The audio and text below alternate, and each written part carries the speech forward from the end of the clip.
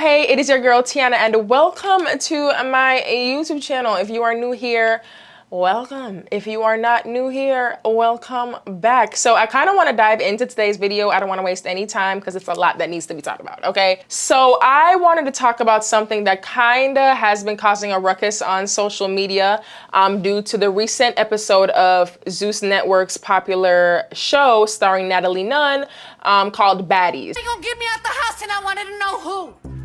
She said you never talked about her? No, nigga, I don't even know this bitch. At all. But what about the water bottle thing? You posted a water bottle after she was like, my nigga, I didn't even know what was going on. All I'm hearing is nigga this, nigga that, nigga, nigga, nigga, nigga, nigga. You can't just be up in here saying nigga like this. okay, look. Just don't say nigga. No, I'm Puerto Rican. That don't matter. You're not black. You can't say nigga. When I use the N-word, I was not being racist. It just came out because I just felt like I was being attacked. No, babe, listen to me. I understand you. I understand all that shit, but I don't give a fuck. No, you can't. No, I don't. So go.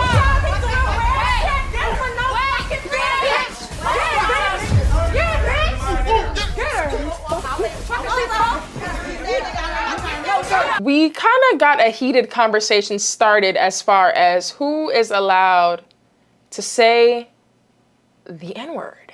Are there exceptions? Is it a situational thing? Who is allowed to say the N-word?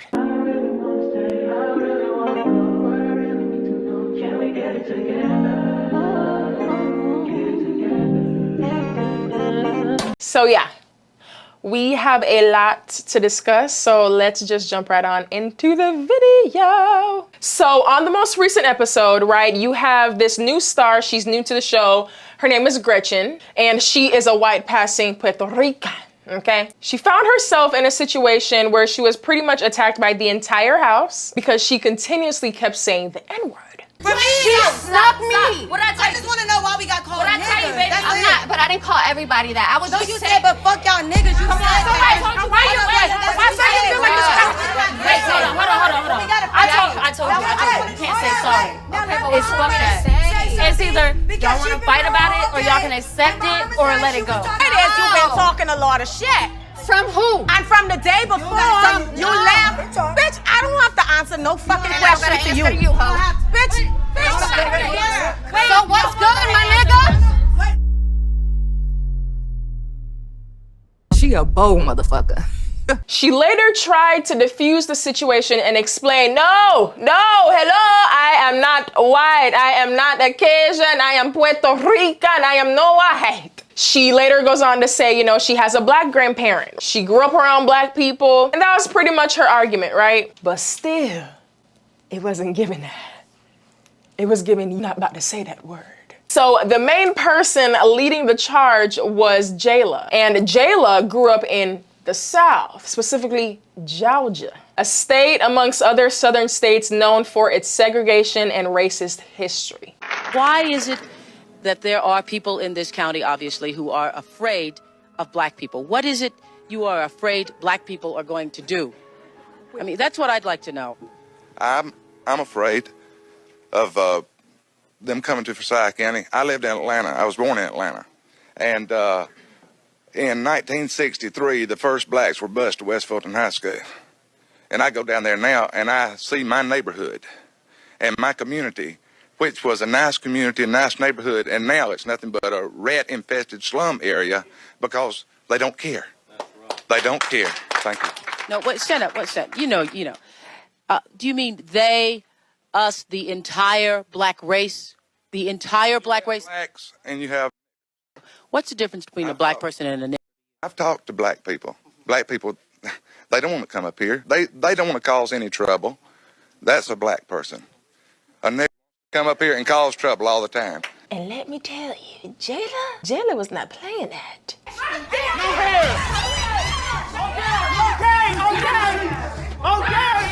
And this actually isn't Jela's first rodeo. If you guys recall, back in 2015 when Jela was on Bad Girls Club, she got into pretty much the same altercation with an actual Caucasian woman about the same topic. Right, and you can't say that's what the it comes down to, bitch. You are right, and you cannot say. And the next time you say I out of you. And what the you gonna do, bitch?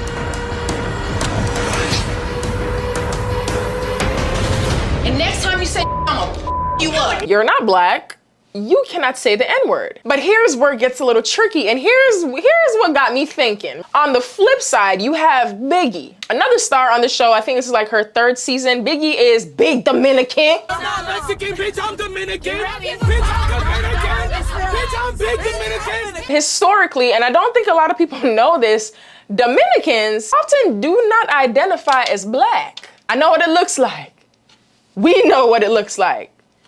They don't care. So why is it that a white passing Puerto Rican can't say the N-word, a brown-skinned Dominican who culturally distances themselves from black identity, why are they given a pass? Reminder that Dominicans are not black. We are not black. And no matter how much black Americans cry about it, we are not black. We will never be black. Yes, I look black, but we are not black. And it's just a reminder to black Americans who are so pathetically forcing Dominicans to label themselves as black. We keep telling them we have our own culture. We know black, papi. They still force it on us. So just a reminder, Dominicans are not black.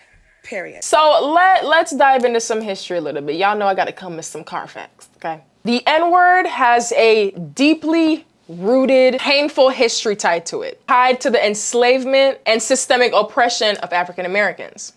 Did you know the N-word did not start off as a racial slur? Now, I really need you to follow me on this one, okay? So, the Spaniards were involved in the early slave trade. They referred to African slaves as negros for men, negras for women. And that word in Spanish means black. And that's how they were identifying the Africans because of the dark skin pigmentation. What is interesting is when slaves are brought to the United States, it is believed white Southern plantation owners could not say the words negras or negros because of their Southern drawl. So the words the Spaniards were using became the N-word we know today with the Southern drawl. And since slavery, that word has still remained offensive by all of us, or many of us anyway. It's reclamation by black people. It's a form of empowerment and endearment. This is why its use outside of the black community is often side-eyed, controversial, and most of the times just unacceptable. Because if you're not black, if it doesn't look black, you can't say the word. Take a lap. What? You heard me. I said take a lap, nigga. Take a lap. Come on, baby. Take a lap.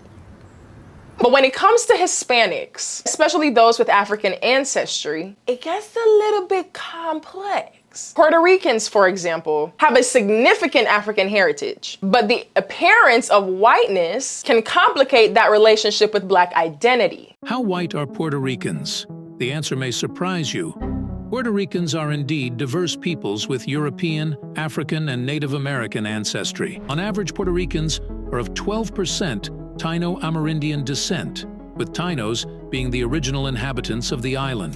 Then the next largest component is sub-Saharan African ancestry, which is around 20% on average in Puerto Rico, which leaves us with the final ancestral component, European. Puerto Ricans average 68% European ancestry, which is the largest ancestral component, though it should be noted that the main source of European ancestry in Puerto Ricans are Spaniards from the Canary Islands, who average around 20% of North African Berber-like ancestry, as Canary Islands are located off the coast off Africa and used to be populated by Berber-like Guanches. Meanwhile, Dominicans, despite having a large population with their African roots, they have a history of distancing themselves from blackness due to socio-political reasons, including the influence of Rafael Trujillo. I'm really trying with the accent thing. I hope I'm doing a good job. So basically, yeah, he wanted to whitewash the country. He made people believe that having straight hair, having white features was the way, was the most elegant, was the most beautiful thing ever. He did not allow the schools to teach the kids about their African roots, nor their indigenous roots. only their European roots. Like, you only learned in history class about Christopher Columbus, of how he was a hero, he discovered America, blah, blah, blah type shit. Trujillo even killed hundreds and hundreds of Haitians that were in the Dominican Republic. And I believe he got to kill Black Dominicans as well, because, like I said, he wanted to completely whitewash the country. And so then, even though Trujillo was killed, he got killed around the 60s, around there, people still stayed with the mindset Trujillo had. And, you know, the Black Dominicans, they wanted to fit in. So they permed their hair. They wanted to have white features so badly. The schools, and even till this day, schools don't let kids go with their afro, nor with braids to the school. And sadly, because of Trujillo, the Black Dominicans just stayed believing that having Black features and just being Black is the most ugliest thing in the world. Yeah, but due to the influence of Rafael Trujillo's regime, which promoted anti-Haitian and anti-Black sentiments. And if you thought politics were messy today, oh, y'all haven't seen nothing yet. Let's dive a little deeper. Before I get into the deep history of Hispanics' relationship with their Black identity, who gets to say the N-word? It's not just about skin color, but also about understanding and respecting the historical and cultural weight of the word. These days, the word nigga is used by some Black people as a casual expression, a term of endearment, and or an insult. It just depends on the context. Now, notice that I said the word is used by some Black people. Not all Black people. Now, thanks to hip-hop music, a lot of people think this word is cool and sexy and they want to use it. And that's fine. You can say whatever you want. But you need to understand that if you're not a Black American and you use this word around Black Americans, you can find yourself in a very complicated and possibly dangerous situation, because many Black people find this word extremely offensive when the person who's using it is not Black. So my recommendation is that you do not use this word. Ever. Okay? Gretchen's experience on Baddies highlights a pretty significant issue. Being white passing, her use of the N-word feels disrespectful and just out of place. And offensive, despite her claims of having Black in her bloodline. Biggie, despite being brown-skinned, comes from a culture that often rejects Black identity. I dare you to find your local Dominican and tell them they're Black. I dare you. I want you to come back in these comments and let me know how that conversation went. I want you to let me know. Come back now and let me know. So should she be allowed to use it? And this brings up the broader question. Should anyone outside of the Black community use the N-word given its painful history and the ongoing struggles against racism? What do you think? Let me know in the comments. But this argument is a double-edged sword. Because while Black Americans have reclaimed the word as a term of endearment and empowerment, especially in rap and hip hop culture, which the highest consumers of this music are white suburbanites. White suburbanites. Is that a word? It is today. So to add to this point, if you guys recall the 2015 clip of Jela and the girl on Bad Girls Club on their altercation, I want you guys to know this was moments before the actual altercation. Shannon. Hold on, what? Bitch, you can't say what's wrong with you? We're in the limo and Lauren's singing a song and she decides to drop the N-word. I don't really like the fact that Lauren drops the N-word. Even if it is a part of a song, she's getting too comfortable. Lauren, what the hell are you thinking? She's drunk. Let's let it slide. On the way home, we're all having a good-ass time. Then we start singing some music. And I said the N-word in the song. And of course, because I'm white, Jayla just gets quiet and looks at me. You know, all I was doing was singing lyrics to a song. It's not like I called anybody that or I meant anything by it. So despite the intention of keeping the word within the community, it's being heard and used by others. Some Black people don't even mind if some of their white friends say the word. You might not believe that, but it's a real thing, making the situation even more complex and situational. But now, back to Jela. Jela specifically was extremely offended. And the reason I say Jela specifically is because no one really had a reaction until Jela kept saying, did you just say the N-word? Did you just say the N-word? Is she Black? And that's when everyone started asking, is she Black? Oh, you can't say it. So I believe once Jela started asking questions, that's when everyone kind of followed. Not just because she's Black, but because she grew up in Georgia. where racism and segregation were rampant. I actually want you guys to take a look at this interview with Jela. Particular night, because Lauren and I are both from a very racist place. We're both from Georgia, and we both lived, I think Lauren may actually be from Covington, Georgia. I'm not from Covington, Georgia, but I lived out there, and it's very racist. And I had friends that were white, and we could be friends at school, but we couldn't be friends outside of school because somebody in their family may have been a part of the KKK or may have been very racist.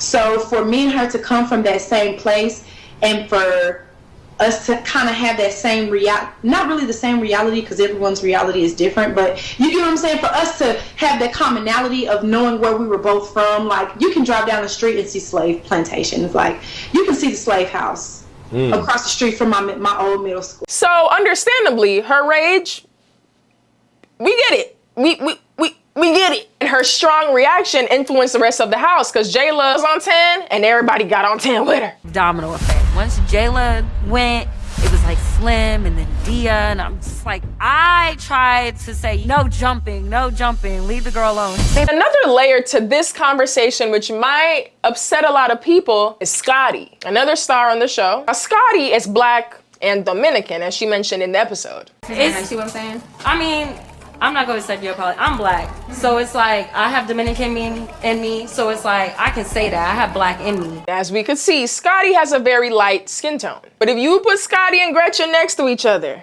they're the same skin tone.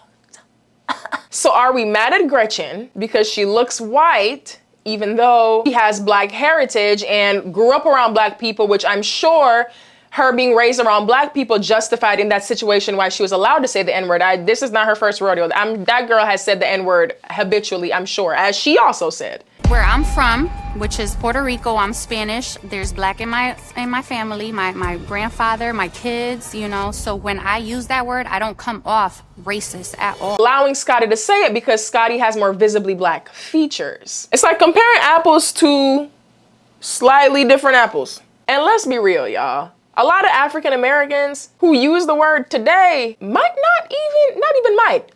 even understand that deep history of the word. Oh my God, how could you say that? Yes, we know slavery. Oh my God, And sure, you know, they know about slavery and the bare minimum of African American history, which usually not their fault because we were all in the public school system in America. We know they give us the bare minimum, so you can't truly fully blame a lot of Black kids who don't fully know their true history. Because to be quite honest, if we truly understood the pain behind that word, we might not have reclaimed it at all. We might have just eradicated it altogether. If we put the word in music, specifically rap and hip hop music, especially when most of those consumers are white, you kinda let the cat out of the bag. Because white people might not say it in front of you, but trust me, they're saying it.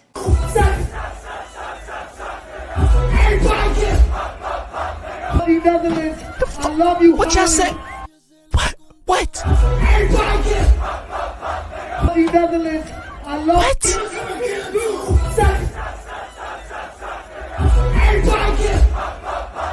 you. Netherlands, I love you. Holland, I love you. Germany, thank you. Who gave these people the pass, bro? Am I tripping right now? Thank you so much. Drop that shit. Niggas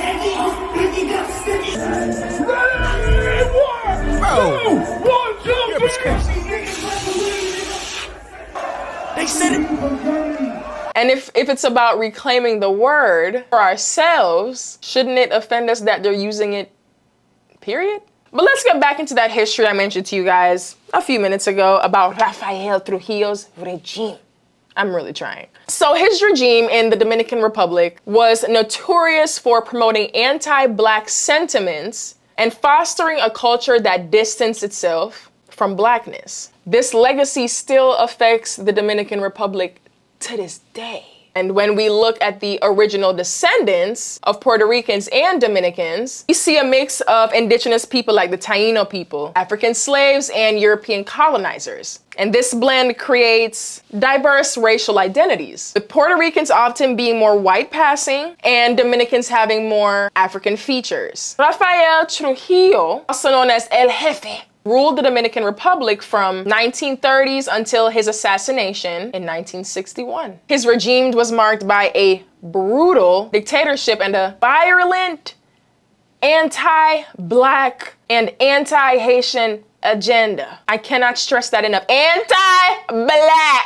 Trujillo's tactics to instill anti-Black mindset were multifaceted and insidious. Trujillo implemented a policy, I'm about to butcher this one, give me some grace with this one. Blanqueamiento, or whitening, which promoted the idea that lighter skin was superior. He encouraged European immigration and sought to whiten the population through selective breeding and marriage. His regime's propaganda consistently emphasized the superiority of lighter skin and European features, embedding these prejudices deeply in Dominican society. Again, y'all, this man died in the 60s. Not 1800, 1700, that was yesterday.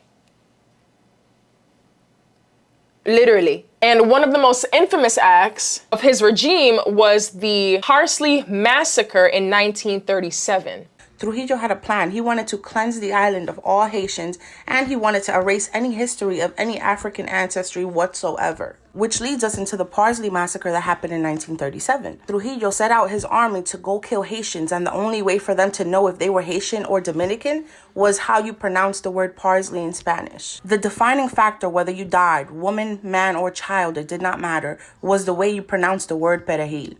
Now, a Dominican who speaks Spanish pronounces perejil. A Haitian who speaks Creole will pronounce it pelejil. So the only difference is an R and an L. The second they saw that you were struggling to say a word or that you pronounced it wrong, they killed you. Now, there were no bullets used. That's why it was called the cutting, because they only use machetes. And they haven't apologized, and they won't. Someone pointed out Trujillo doesn't speak for all Dominicans, which is correct. We know that. But he was a dictator. And he had a specific message that he pushed very deep. Ask your parents, ask your grandparents. And the propaganda that he pushed so deep into our culture is still there. Telling me colorism doesn't exist and then I'm making it all up in my head when there are dark-skinned Dominicans and Latinos all over the comments telling you their stories. So ever since I was a little girl, whenever I would bring up topics like this, I would be considered a bad Dominican. They would call me una vendepatria. So if denouncing racism, sexism, and classism makes me a bad Dominican, I'll take it. Because if you're defending it, what does that make you? There still remains of a strong anti-Haitian sentiment, despite the shared history and geographical proximity, because they're right there. Dominicans often view themselves separate from Haitians. Historically, the Dominican Republic and Haiti share the island of Hispaniola, but have had a tumultuous, to say the least, relationship. So Trujillo capitalized on these historical tensions to push his agenda. He portrayed Haitians as a threat to the Dominicans' identity and sovereignty. So given the complex history, okay, it's no wonder that racial identity of Dominicans can be very touchy. So that historical context kind of helps explain why there's some Dominicans who do not identify as Black. Hair texture could look like yours and I's. Skin color could look like yours and I's. They are no Black, even if they have that African heritage. Although the emotion behind the word is justified, we know the history of where the word comes from and why the word was used, we also have to think the N-word is the only word you can put in front of the most compassionate, the most kind-hearted, the most giving, the most loving, the most gentle, the most patient, the most empathetic Black person. And within a second, as we saw when Gretchen was the example, fuel a hatred and a rage in a way that can even be unrecognizable to themselves. I believe it's a bit of a spiritual thing as well, though we've taken back the word and, we use it as a term of endearment and empowerment. Have we truly taken back the power of that word if someone's able to use that word and it still brings out this anger, this rage, and this hatred within less than a second? The word is in control, not us. And I also think the word gives I know this is going to upset a lot of people, but I believe the word gives a false sense of belief of having something over white people, which I think is why we harbor onto the connection of that word despite its painful and very dark history and past. Because again, if a single word centuries later is able to bring out an incomprehensible level of hatred, fear, rage, and irrationality out of a person, you've given the power to the word. You're no longer in control of the word. The only way you've taken power back from the word is if someone would say the word and you're still able to go on about your day. That's what it means to have power over something, is it does not affect you in any way, shape, or form. Someone can spew a certain energy or a certain word to you and you're still able to function throughout your day.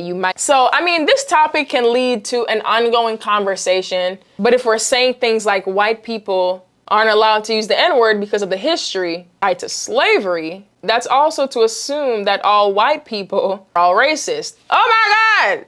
How can you say that? They are. All white people are racist. Y'all, not all white people have an ancestral tie to slavery. And I know I just blew somebody's mind with that one.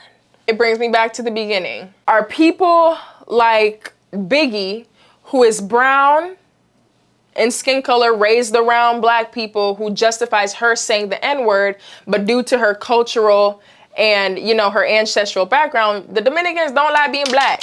They don't like being called black. They don't like being identified as black. Are they allowed to say the N-word? And you have women like Gretchen who do have African ancestry, but they're just more white passing, but they're not allowed to say the word because they don't look black enough. These are conversations that I really want to have on my page, whether you agree with what I'm saying or disagree, you know. I at minimum want you to think. Who are we allowing to say the word? Is it just situational? And then how can we all the time blame white people who do say the word on saying the word when they sometimes are around black people who justify them saying the word? So when is the line crossed? I always want you to think. That's my goal with the page. I just want people to think, ask questions, and question everything. There's certain beliefs and certain emotions that have been rooted in us, you know, because of the color of our skin. So we're supposed to believe this, we're supposed to think this way, we're supposed to say this, but question things. Because I think we've reached a point in history where I think we can't keep fighting the same battles and have the discussions as far as racial equity, but some black people are allowing white people to say the word and some aren't. And we're just making it situational and not just making it a line that cannot be crossed regardless of any of those things. We can't keep having the same conversations, we can't keep fighting the same battles, and we can't keep having the same arguments. We cannot keep hanging on to some trauma. We need to start making things happen. So I know this is kind of like an intense and very touchy conversation and topic, but a necessary one nonetheless. So let's keep the dialogue going in the comments. Don't forget to like and subscribe and turn on your notification bell so you are notified whenever I drop another video, which will be next week. But that is it for me, and I hope you guys enjoyed the video. I hope it got you to think, and I hope it taught you at least something. I will see you guys in my next video. Bye. I've been all in my phone, I got options. I don't wanna tell you to drop it.